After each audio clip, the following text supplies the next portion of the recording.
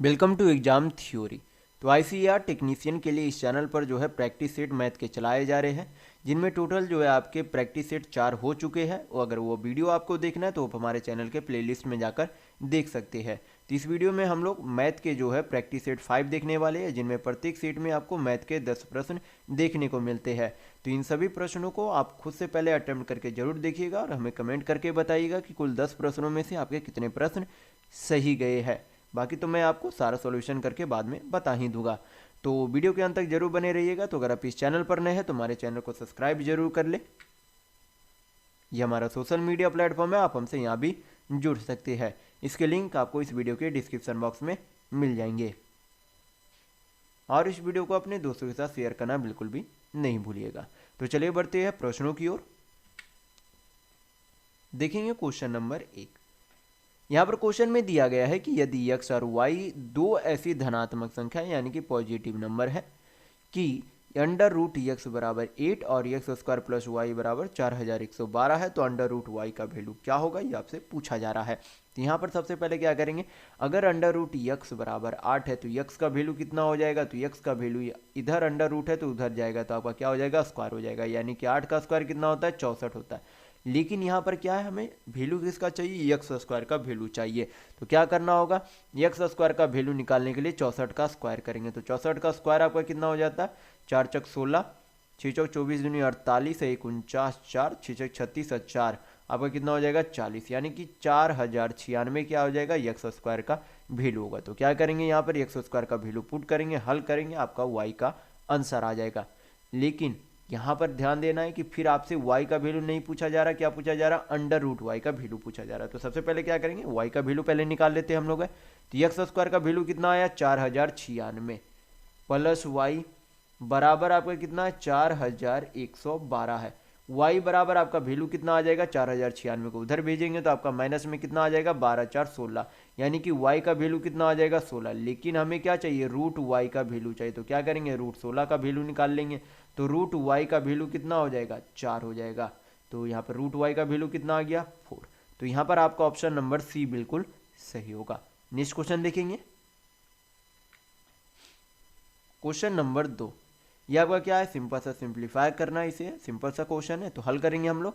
तो क्या करेंगे, यहाँ पर 15 माइनस 6.3 को 7 से डिवाइड करेंगे तो आपका कितना हो जाएगा, 7 नंबर 63, यानी कि 0.9 प्लस 1.3 को 3 से गुना करेंगे तो आपका कितना हो जाएगा, 13 3 39, यानी कि 3.9 माइनस 2 हल करेंगे तो आपका कितना आ जाएगा, यहाँ पर से 15 3 18.9 माइनस आपका कितना हो जाएगा, माइनस 2.9 होगा। तो 18.9 में से 2.9 जाएगा तो आपका कितना बचेगा, 16, यानी कि 16 आपका क्या आएगा, आंसर आएगा। तो यहाँ पर आपका ऑप्शन नंबर ए बिल्कुल सही होगा। तो अगर आपको वीडियो पसंद आ रहा है तो लाइक करते जरूर चलिएगा। नेक्स्ट क्वेश्चन देखेंगे, क्वेश्चन नंबर 3। यहाँ पर क्वेश्चन में बोला जा रहा है कि अनुज अपने बगीचे में 5625 पौधे इस प्रकार लगाता है कि पंक्तियों की संख्या और प्रत्येक पंक्तियों में पौधों की संख्या क्या है, समान रहती है। तो आपसे पूछा जा रहा है कि प्रत्येक पंक्ति में पौधों की संख्या कितनी है, ये आपसे पूछा जा रहा है। तो करना कुछ नहीं होता इस तरीके के प्रश्न में। जब भी आपका इस तरीके का प्रश्न दिया हुआ रहे तो क्या करेंगे, जितनी भी संख्या दी हुई रहे उनका क्या करेंगे, अंडर रूट निकाल लेंगे। क्या करेंगे, अंडर रूट निकालेंगे, कितने का, 56 25 का। 56 25 का बाई ऑप्शन देख लेते किसका हमें स्क्वायर लग रहा है। तो ये तो कभी स्क्वायर नहीं हो सकता, संख्या से भरा, तो ये आंसर आपका दिया गया तो ये बिल्कुल नहीं होगा। संख्या का आधा लगभग लग रहा है तो ये भी आपका नहीं हो सकता। ये भी आप देखेंगे तो ये भी आपका नहीं हो सकता। तो एक ही ऑप्शन आपका बचता है, यानी कि आपका ऑप्शन नंबर सी बिल्कुल सही होगा। ये किसका स्क्वायर है असल में, ये आपका 75 का स्क्वायर है। तो आपका आंसर कितना होगा, ऑप्शन नंबर सी बिल्कुल सही होगा। नेक्स्ट क्वेश्चन देखेंगे, क्वेश्चन नंबर 4। यहाँ पर क्वेश्चन में दिया गया है कि उस वर्ग की प्रत्येक भुजा की लंबाई ज्ञात कीजिए जिसके प्रत्येक विकर्ण का माप 10 सेंटीमीटर है। तो सबसे पहले आपको पता होना चाहिए कि वर्ग के भुजा के विकर्ण का फॉर्मूला क्या होता है। तो विकर्ण का फॉर्मूला होता है √2 इंटू साइड, यानी कि √2 इंटू भुजा होता है। अब बराबर विकर्ण की यानी कि डायगोनल की लंबाई कितनी दी गई है, 10 सेंटीमीटर दी गई है। √2 से काटेंगे कितने बार में चला जाएगा, 5√2 आपका आ जाएगा। यानी कि भुजा की लंबाई यानी कि साइड आपका कितना आ गया, तो 5√2 सेंटीमीटर क्या आ गई, भुजा की लंबाई आ गई। तो यहाँ पर आपका ऑप्शन नंबर डी बिल्कुल सही होगा। नेक्स्ट क्वेश्चन देखेंगे, क्वेश्चन नंबर 5। यहाँ पर आपसे पूछा जा रहा है कि √8 माइनस 2√15 इनमें से किसके बराबर है। तो क्या करना होगा, इसे जो हमें किसी तरीके से होल स्क्वायर बनाना होगा। तो जब आप यहाँ पर ध्यान देंगे तो ये आपका क्या होता है, जब भी आप a प्लस बी का होल स्क्वायर आपका क्या होता है, A square plus B square plus आपका क्या हो जाता है 2ab होता है। तो ये असल में जब भी दिया हुआ रहे तो ये असल में क्या रहता है 2ab रहता है। तो 2 तो आपका पहले से ही ऑटोमेटिकली गुना है, तो जो संख्या रही होगी ab वो असल में क्या रही होगी √15 के बराबर है।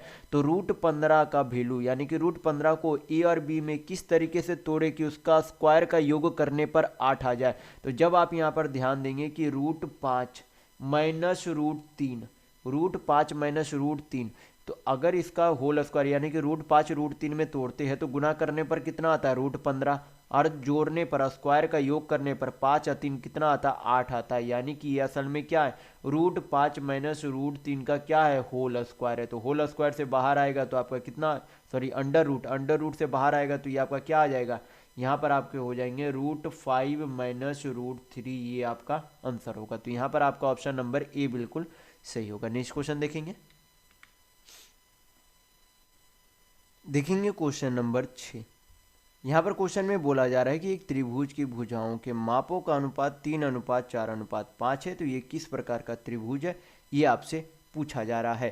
तो यहाँ पर जो है क्या दिया गया है, भुजाओं का माप दिया गया है। क्या दिया गया है, भुजाओं का माप दिया है। तो ये हमें क्या दिख रही है कि 3 4 का ट्रिपलेट क्या बनता है 5 बनता है। तो ये जब किस तरीके के त्रिभुज में इस तरीके का ट्रिपलेट बनता है, तो समकोण त्रिभुज यानी कि राइट एंगल ट्रायंगल में ही बनते हैं। राइट एंगल ट्रायंगल में ही आपके क्या बनते हैं ट्रिपलेट बनते हैं। तो 3 और 4 का ट्रिपलेट क्या बनेगा 5 बनेगा। तो किस तरीके के ट्रायंगल होंगे, समकोण त्रिभुज यानी कि राइट एंगल ट्रायंगल होगा। नेक्स्ट क्वेश्चन देखेंगे, क्वेश्चन नंबर 7। यहाँ पर क्वेश्चन में दिया गया है कि एक वृत्ताकार मार्ग पर चलते हुए अंश को एक चक्कर पूरा करने में 18 मिनट लगते हैं और इसी चक्कर को पूरा करने में सिद्धि को 12 मिनट लगते हैं। यदि वे एक ही बिंदु से और एक ही समय में चलना आरंभ करते हैं तो वे कितने समय बाद आरंभिक बिंदु पर दोबारा मिलेंगे, ये आपसे पूछा जा रहा है। तो इस तरीके के प्रश्न में करना कुछ नहीं होता, क्या करेंगे 18 और 12 का एलसीएम लेंगे। तो 18 और 12 का एलसीएम कितना हो जाएगा 36, यानी कि 36 मिनट बाद वे वापस आपस में क्या मिलेंगे, मतलब वापस 36 मिनट के बाद एक ही जगह पर एक ही बिंदु पर मिलेंगे। तो यहाँ पर आपका ऑप्शन नंबर डी बिल्कुल सही होगा। नेक्स्ट क्वेश्चन देखेंगे, क्वेश्चन नंबर 8।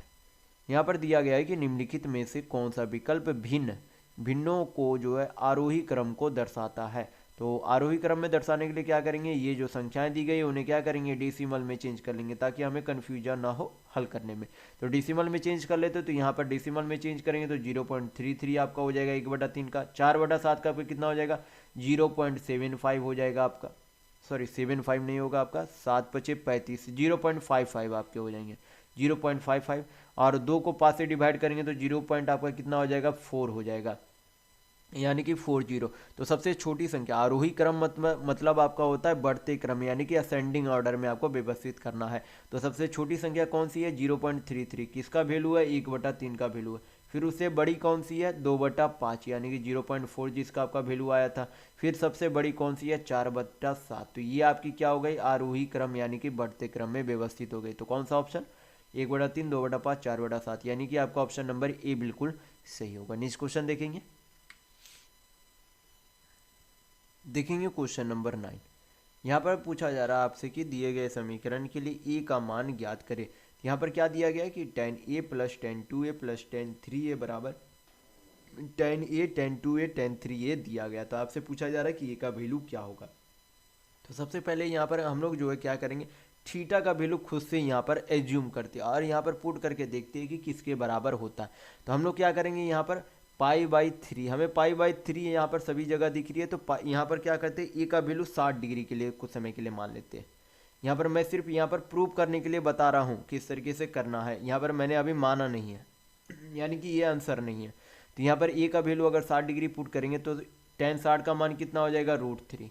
फिर ये आपका कितना हो जाता है टेन 60, तो टेन 60 120, 120 तो कॉट 90, आपका कॉट कितना हो जाएगा 30, यानी कि माइनस आपके कितने हो जाएंगे √3, -√3 प्लस 6 18, ये कितना मान हो जाता है 0 मान हो जाता है। और आपको पता है कि 10 इधर भी आपका 3a का मान अगर 0 हो जाएगा तो पूरा गुना करने पर भी क्या हो जाएगा 0, और इधर भी आपका क्या आ रहा है 0 बराबर 0 है, यानी कि 60 डिग्री वैल्यू पुट करने पर ये LHS बराबर क्या हो जा रहा है RHS होता है, और 60 डिग्री का इन्वर्स आपका कितना हो जाएगा 120 डिग्री होता है। तो यहाँ पर π/3 का वैल्यू कितना होगा 60 डिग्री होगा, 2π/3 का वैल्यू कितना हो जाता है आपका 6 6 दूनी 12, यानी कि 120 डिग्री होगा, जो कि इन दोनों के इन्वर्स के ही बराबर, यानी कि 60 का इन्वर्स का वैल्यू ही कितना होता है 120 डिग्री होगा 10 में। तो यहाँ पर आपका ऑप्शन नंबर बी बिल्कुल सही होगा। नेक्स्ट क्वेश्चन देखेंगे, क्वेश्चन नंबर 10। यहाँ पर क्वेश्चन में दिया गया है कि निम्नलिखित आकृति को ध्यान में रखते हुए जहाँ कोण बी और डी को क्रमशः 7x - 30 डिग्री और 5x डिग्री है, हम कह सकते हैं कि x का मान किसके बराबर है, ये आपसे पूछा जा रहा है। तो यहाँ पर आपको पता होना चाहिए कि कैसी आकृति हमें दिख रही है। ये जो कैसा हमें चतुर्भुज दिख रहा है पैरेललोग्राम दिख रहा है, क्योंकि अपोजिट एंगल क्या है बराबर, सॉरी बराबर नहीं पैरेलल है, अपोजिट एंगल क्या है पैरेलल है। तो पैरेललोग्राम में आपका क्या हो जाता है जो एडजेसेंट एंगल होते हैं क्या होते हैं दो एडजेसेंट एंगल का सम कितना होता है 180 डिग्री होता है, लेकिन अपोजिट एंगल क्या होते हैं बराबर होते हैं, अपोजिट एंगल क्या होते हैं बराबर होते हैं। एडजेसेंट एंगल का किसी भी पैरेललोग्राम में एडजेसेंट एंगल का सम कितना होता है 180 डिग्री होता है, लेकिन अपोजिट एंगल जो होता है वो क्या होते हैं बराबर होते हैं, यानी कि यहाँ पर क्या होगा आपका 7x - 30 डिग्री बराबर होंगे किसके 5x डिग्री के बराबर होंगे। तो हल करेंगे x का वैल्यू आ जाएगा, 7x में से 5x गया तो 2x 30 उधर जाएगा तो प्लस में हो जाएगा, x बराबर आपके कितने आ जाएंगे 15 डिग्री आपका वैल्यू आ जाएगा। तो यहाँ पर आपका ऑप्शन नंबर ए बिल्कुल सही होगा। तो इस वीडियो में बस इतना ही। अगर आपको वीडियो पसंद आया तो लाइक कीजिएगा, नए हैं तो चैनल को सब्सक्राइब जरूर कर लीजिएगा।